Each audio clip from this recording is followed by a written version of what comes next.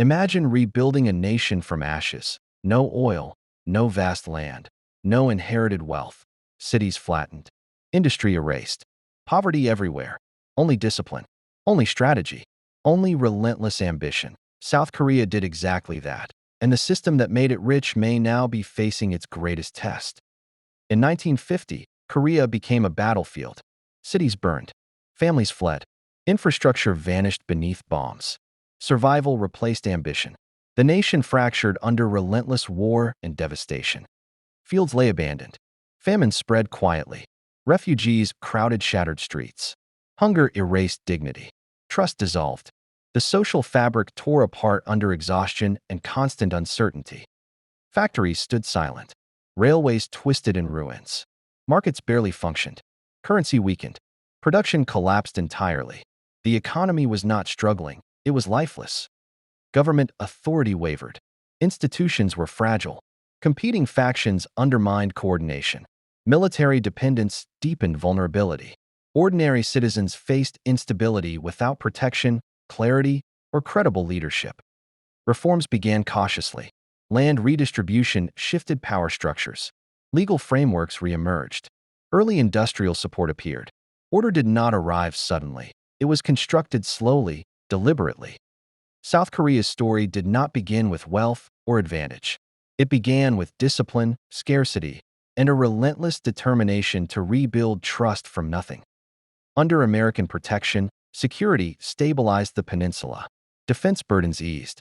Resources shifted toward roads, factories, and classrooms for a nation rebuilding from war. Institutions strengthened deliberately. Ministries coordinated credit, industry, and exports. Planning replaced disorder. Markets regained credibility as businesses sensed structure returning to economic life. American capital and technical guidance accelerated recovery. Monetary reforms stabilized currency, restrained inflation, and restored fiscal discipline, anchoring confidence in a fragile post-war system. Chaebols reorganized under state oversight. Concentrated capital enabled industrial scale, rapid technology acquisition, and export ambition, laying foundations for disciplined long-term expansion. Education transformed into strategy. Technical schools multiplied. Universities aligned curricula with industrial demand, cultivating engineers, managers, and disciplined workers prepared for competitive manufacturing.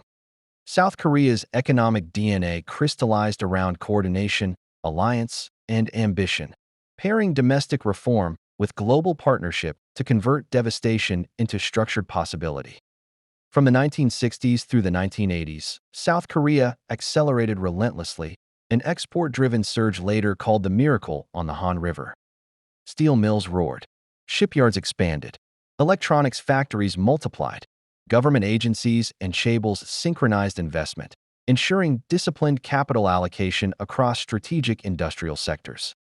Labor remained disciplined and organized.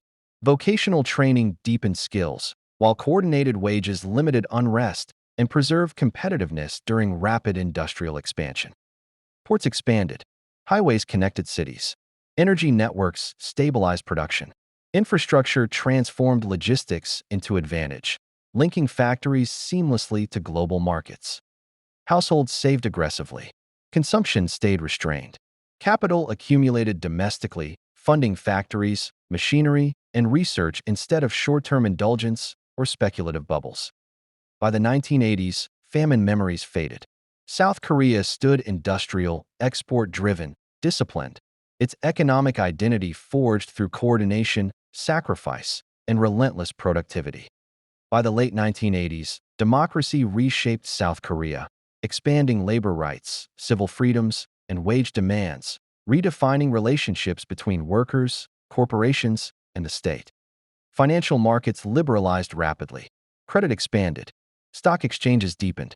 Yet policymakers maintained caution, determined to avoid speculative excess undermining industrial stability.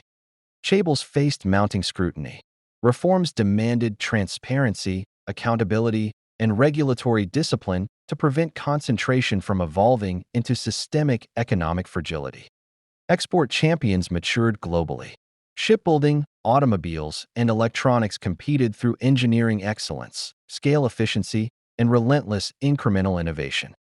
A growing middle class demanded protections and opportunity. Urbanization accelerated. Education expanded. Social expectations rose alongside income and productivity.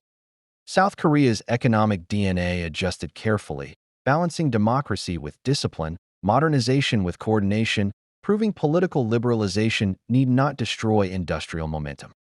The 1997 Asian financial crisis hit South Korea violently. Debt, corporate overleverage, and dependence on foreign capital exposed systemic vulnerabilities, shaking confidence across society and markets alike. Chaebol faltered. Banks teetered on insolvency. Unemployment soared. Citizens faced fear and uncertainty. Public trust eroded, demanding urgent structural reform to preserve economic stability and institutional credibility. The IMF intervened, enforcing austerity. Financial systems restructured. Corporate transparency rose. Pain was acute, but macroeconomic stabilization restored credibility, protecting South Korea from total collapse. Labor relations shifted. Wage negotiations intensified. Collective bargaining strengthened. Protections balanced competitiveness, ensuring workforce stability while maintaining industrial output and international investor confidence simultaneously. Fiscal discipline prevailed, yet policies allowed strategic flexibility. Reforms strengthened structural resilience. Recovery relied on measured adaptation rather than reckless expansion, embedding long-term stability into national economic DNA. The crisis proved limits of unchecked growth. South Korea adapted, balancing ambition, coordination, and oversight. Institutional trust endured, shaping a disciplined, resilient, and sustainable economic framework for future decades. By the 2000s, South Korea became a global industrial powerhouse. Electronics, automobiles, shipbuilding, and semiconductors led exports, linking domestic production deeply to international markets and supply chains. Trade surpluses strengthened growth, yet reliance on foreign demand created hidden fragility. Global slowdowns or geopolitical tensions threatened stability, demanding vigilance from policymakers and industrial leaders alike. Chaebol's dominated output, ensuring efficiency and scale. Yet concentrated power risked systemic vulnerability, forcing careful coordination between government oversight, industrial planning, and long-term economic strategy. Energy dependence, particularly on imports, exposed industrial sensitivity to international crises. Fluctuating costs required disciplined fiscal and monetary policy to maintain stability and national credibility. Innovation progressed incrementally. Research, development, and vocational training fueled technological leadership while avoiding speculation. Strategic coordination guided investment, balancing growth with caution and long-term national objectives. South Korea's economic DNA prioritized disciplined export growth within global interdependence. Efficiency, reliability, and institutional trust delivered prosperity, yet dependence emphasized the ongoing tension between domestic stability and external exposure. By the 2010s, South Korea confronted demographic strain. Low birth rates and an aging workforce compressed labor supply, challenging social security systems and long-term economic stability. Energy dependence remained critical.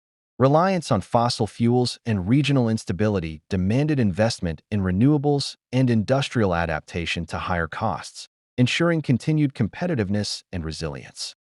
Geopolitical tensions intensified. North Korea's threats and regional competition with China and Japan required strategic recalibration across defense, trade, and industrial policy simultaneously. Technological leadership became central. Semiconductor production, digital innovation, and advanced manufacturing required policy coordination and industrial alignment to maintain global competitiveness and national strategic advantage. Migration and labor reforms emerged as national debates. Social cohesion, workforce productivity, and institutional trust had to balance gradual openness to foreign talent without destabilizing societal norms. South Korea's economic DNA faced multidimensional pressure. Adaptation demanded disciplined coordination, strategic flexibility, and integration, preserving identity while navigating demographic, energy, and geopolitical vulnerabilities with measured precision.